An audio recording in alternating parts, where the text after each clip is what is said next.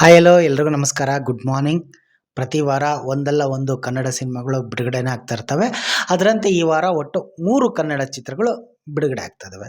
In fact Brahmakamal ಅನ್ನೋದು cinema ಎಲ್ರಿಗೂ ಸ್ವಲ್ಪ ತಕ್ಕ ಮಟ್ಟಿಗೆ ಆ ಟ್ರೈಲರ್ ಸಖತ್ತಾಗಿತ್ತು. ನಂಗೆ ತುಂಬ ಇಷ್ಟ ಆಯಿತು. ತಕ್ಕ ಮಟ್ಟಿಗೆ ಗೊತ್ತು, ತುಂಬ ಜನಕ್ಕೆ ಗೊತ್ತು. ತಕ್ಕ ಮಟ್ಟಿಗೆ ಅನ್ನೋದಕ್ಕಿಂತ ತುಂಬ ಜನಕ್ಕೆ ಗೊತ್ತಾಗಿದೆ. ಆಲ್ರೆಡಿ ಒಂದು 15 ದಿನದ ಹಿಂದೆಯೇ ಅವರು ಸಿನಿಮಾ ಬಿಡುಗಡೆ ಆಗ್ತದೆ ಅಂತ ಘೋಷಣೆ ಮಾಡಿದ್ರು, ಅನೌನ್ಸ್ಮೆಂಟು ಕೂಡ ಮಾಡಿದ್ರು. ಬುಕ್ ಮೈ ಶೋ ಎಲ್ಲದರಲ್ಲೂ ಇತ್ತು. ಹೀಗಾಗಿ ಸಿನಿಮಾದ ಬಗ್ಗೆನೂ ತುಂಬ ಕ್ಯೂರಿಯಾಸಿಟಿ ಇದೆ, ನೋಡಬೇಕು.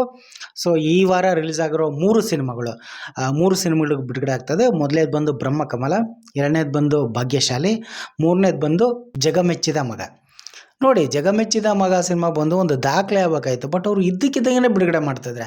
ಬುಕ್ ಮೈ ಶೋ ತೆಗೆದು ನೋಡಿದ್ರು ಕೂಡ ಅದೊಂದು ಟ್ರೈಲರ್ ಕೂಡ ಅಪ್ಡೇಟ್ ಮಾಡಿಲ್ಲ. ಭಾಗ್ಯಶಾಲಿ ಒಂದು ಬಾಲ್ಯ ಕಲಾವಿದರ ಒಂದು ಸಿನಿಮಾ ಅನ್ನಿಸ್ತು. ಒಂದು ಓಕೆ, ಚೆನ್ನಾಗಿದೆ, ಚೆನ್ನಾಗಿರ್ಬೋದು ಅಂತ ಅನ್ನಿಸ್ತು. ಬಟ್ ಅವ್ರು ಪ್ರಚಾರ ಮಾಡ್ದಂಗೆ ಆ್ಯಸ್ ಯೂಸಲ್ ನಾನು ತುಂಬ ಸಲ ಹೇಳಿದ್ದೀನಿ, ತುಂಬ ಸಲ ವಿಡಿಯೋನೂ ಕೂಡ ಮಾಡಿದ್ದೀನಿ.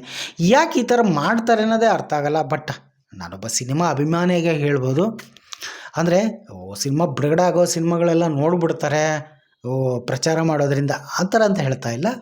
ಅಟ್ಲೀಸ್ಟ್ ಜನಗಳಿಗೊಂದು ಇನ್ಫಾರ್ಮೇಷನ್ ತಲುಪಿಸ್ದಂಗೆ ಆಗುತ್ತೆ. ಇಂಥದ್ದೊಂದು ಸಿನಿಮಾ ಬಿಡುಗಡೆ ಆಗ್ತಾಯಿದೆ ಅಂತ, ಇಲ್ಲಾಂದರೆ ಗೊತ್ತೇ ಆಗಲ್ಲ. ಹೀಗಾಗಿ ಅಟ್ಲೀಸ್ಟ್ ಬ್ರಹ್ಮಕಮಲ ಸಿನಿಮಾ ನೋಡಿ, ಒಂದು 10-15 ಡೇಸಿಂದ ಅದ್ರ ಬಗ್ಗೆ ಪ್ರಚಾರ ನಡೀತಾ ಇದೆ. ಬುಕ್ ಮೈ ಶೋದೆಲ್ಲ ಅಪ್ಡೇಟ್ ಆಗಿದೆ. ಇನ್ನು ಜಗಮೆಚ್ಚಿದ ಮಗ ಈ ಸಿನಿಮಾದ ಬಗ್ಗೆ ನೋಡಿ, ಇವತ್ತು ರಿಲೀಸು, ನಿನ್ನೆ ಅಪ್ಡೇಟ್ ಆಗಿದೆ ಅದು ಬುಕ್ ಮೈ ಶೋದಲ್ಲಿ. ಅದು 1-2-3 ಶೋ, ಅದು ಗೊತ್ತೇ ಆಗಲ್ಲ. ಇನ್ನು ಭಾಗ್ಯಶಾಲಿನೂ ಅಷ್ಟೇ.